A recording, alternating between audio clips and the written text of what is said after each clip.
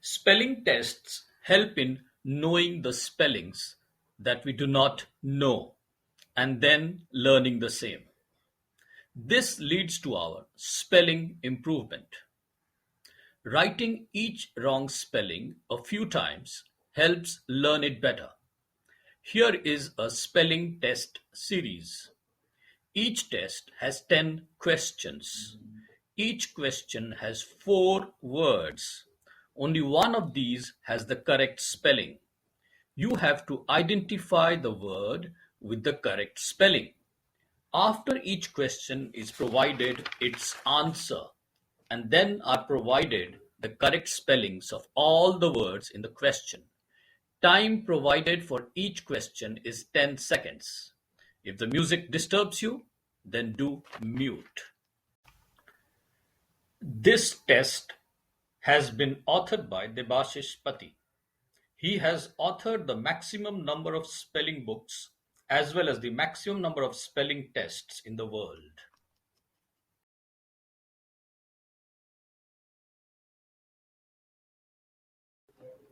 Get ready. The test starts now.